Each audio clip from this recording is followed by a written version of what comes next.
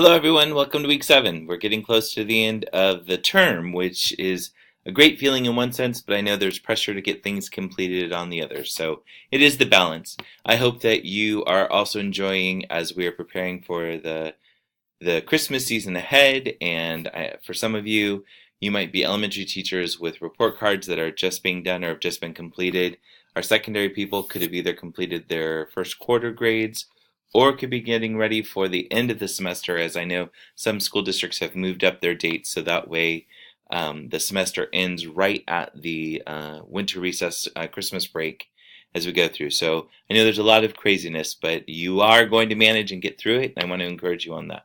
So let's give you an overview for week 7. Week 7, you're going to do some reading reflection on looking at students as equal partners in the teaching and learning process. Um, I think for some teachers, that really truly is a hard concept for them to understand. And I think as a future administrators, that's something that you want to hopefully instill in your staff is understanding that your students really play a very active role in the teaching that goes on and the learning that goes on in the classroom. Sometimes some students need a fellow student to put it in terms they understand instead of what the teachers presented.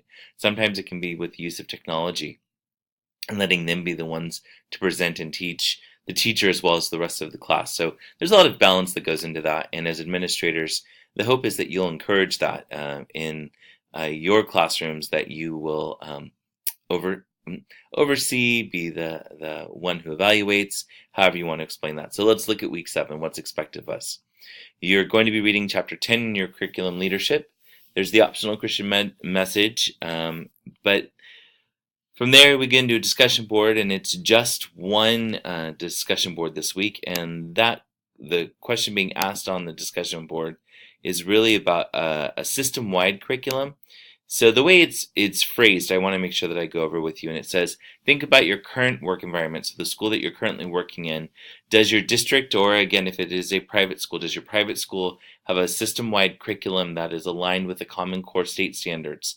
So that's meaning, do you have one particular focus? I think sometimes Esler's, Avid, Wicker strategies, for elementary schools, let's say it's a closed reading process, but are your teachers given the flexibility to adjust the instruction as necessary based on the student's needs? So think of those different programs that are maybe a school-wide program for teaching of the academic standards. Let me be very clear there. It's not the social emotional behavioral standards, but really looking at academic standards. And again, is there flexibility given for you as teachers to be able to meet students' needs as we go through? So please, again, post by Thursday with response to fellow peers by Sunday of this week. Just very important to remember that.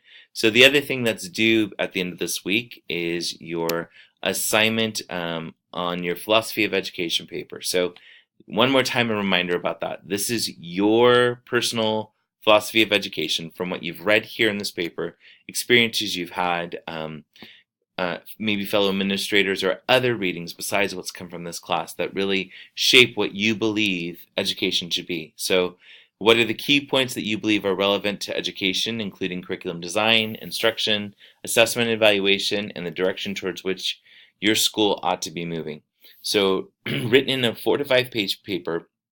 Now this is a narrative paper, so I can see the words I or I believe or we should. Normally we talk about a third person perspective in APA writing, but I'm going to encourage you with this one. It is definitely your philosophy.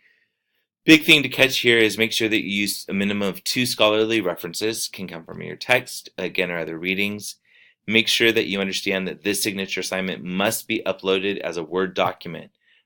So if you're going to normally used to submitting in Google to me, this one must be a Word document. So you simply click on the File tab and hover over Downloads and make it a Word document. So the rubric is here, what I'll be grading on, 12 points for the 5 different sections. Make sure that you're addressing it. So that is again due by this Sunday night, and then groups should be just about assigned. If you don't know your group members yet, please check in with me and I will make sure that we get you connected. I hope that you have a great week. As always, email, call, or text me if you have any questions. I'll be honest, the quickest of all those is text. Or if you don't hear from me through an email, give me a text as well. I hope that you have a great week. God bless.